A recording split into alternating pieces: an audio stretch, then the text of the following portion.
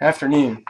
I'm a little tardy in getting this material out to you guys. This is the second take on it too, because for some reason I didn't record earlier today. But what I wanted to do is spend a little bit of time on this one topic in Chapter 8, investment pools. And so I've put together a quick outline to go through with you, and then the assignment solution that I gave to the class.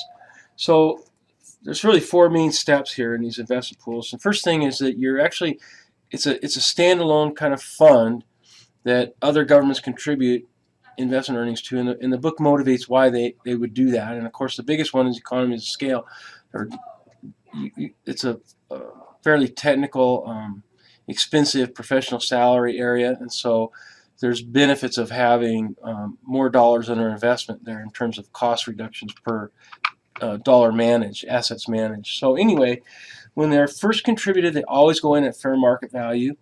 And one important thing here is that once it's contributed to the fund, you don't own those securities anymore. You just own a share of the fund, and that's determined based on total market value of all the assets and what you contributed. But there's no individual. They don't keep track of your assets that you contributed specifically. So if you contribute cash or you contribute equities or treasury notes, doesn't matter. You're just going to have X share based on the value of those when you turn them in. All right, and then the second big thing is whenever income is generated, so these investments are earning dividends and interest and unrealized gains and losses, we don't book those and allocate them every day. Whenever there's income, we throw it into undistributed account, and that's only allocated out to participants when we have new contributions where we need to allocate everything and determine new shares, or when there's a withdrawal. So those are the only two, and at the end of the period when we're going to prepare financial statements. All right, and so anytime there's this change in contribution, either an increase or a decrease, you have to figure out mark to market and figure out what everybody's share is, and that's what going forwards will be the basis for allocating our undistributed income. And so let's last thing is this investment fund has only assets and liabilities. It's like the tax fund. It doesn't recognize any revenues or expenses at the fund level. Those are recorded by the participants, right? And so when you do financial statements, all there is assets and liabilities. So what investment holdings are and who owns them, those are due to the other funds, liabilities, and governments. And then there's no net assets. Okay. Let me get over here. And we'll scroll down. And so the first example here from the chapter in the book, the City of Albertville General Fund is going to, first thing they're going to do is these are all made on the participants' books, Part A. So the three governments that are participating, and you can see the table there. They've got the value of the investments at the previous fiscal year in, and then at the date of contribution, they've gone up and down. And so you'll recognize those on the participant books as they're contributed, because you're going to record the investment in the equity in the pooled investment fund at the market value. So you mark to market, and it comes off of your investment at its previous cost, all right, or mark to market. And then if there's a valuation adjustment, it's going to be a gain or a loss, and that's what shows here. $10,000 on these investments that were contributed by the city. The school district has $30,000, and they indicate those are CDs. It's city contributed treasury notes.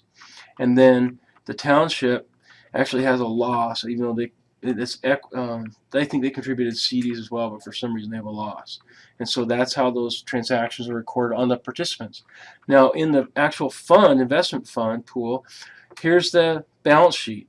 They've got treasury notes that it doesn't matter that they were contributed by the city, but that's who contributed them, and then all the CDs, and then here's the shares. So this would be like the balance sheet. Here's our assets and here's our liabilities. No equity.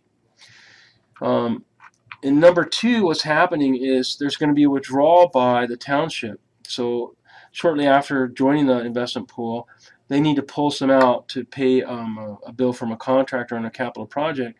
First thing you have to do is mark the assets to market and distribute those to the participants. So there's $30,000 on treasury notes that had changed. The CDs were unchanged, and so you allocate it based on what? The relative shares. So the city has out of the $9 million, okay, sorry, I went too far. On the this is 9 million in total assets. The city has 10. The school district has 47, and the township had 43. And so that's how that 30,000 is allocated: 10, 47, and 43. And then you're going to sell a CD to get the cash to pay to the township. So there's the conversion of CD into cash, and then the payment of cash to the township. And this is done at the fund, right? This isn't at the participant level. This is the fund level. And the next thing that happens here is that we get an interest payment on the treasury notes, 50,000. Notice it goes into undistributed because normally there's lots of income that comes in: dividend payments, unrealized gains and losses, fluctuate day to day. You're not going to spend time recording all those until you need to, and so they go into this pooled undistributed earnings pooling account. And then we're going to do a accrue interest at year end on those CDs, and that's 28,000. Again, it goes into the undistributed. And now we're going to allocate. So we've got 50,000 plus the 28, so 78 is sitting in there, and it's the end of the year, so we're going to allocate these out before we do financial statements. And the participants will also use that opportunity to book the value of their investments. And so you can see the schedule here, and this shows you where we were at when we started, when they contributed 10%, 47%, and 43%. And then down here, after that withdrawal by the township of $3 million, the percentages are now 15, 70.5, and 14.5. And we'll use that to allocate the 78,000 that's sitting there as undistributed earnings. And then down here are the entries on each participant. Okay, and so those would fall in place in chronological order. So that Albertville, all they've done initially was their share of the 10,000 or the treasury note of 10% of that appreciation on the treasury note that was in B. The school district, they're 47%, and township, they're 43%. Then they did the withdrawal. All right, and then finally the year-end allocations are right there. And again, they just make a note here that there's only a real simple 2 financial statements that are part of this: statement of fiduciary net position and statement of changes. And so you're showing the balance sheet and then the change in the balance sheet from the beginning to the end.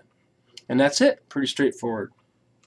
I'll be posting another recording by tomorrow that covers the next chapter, component units. And I'm sorry I'm a little slow in getting this stuff out to you guys.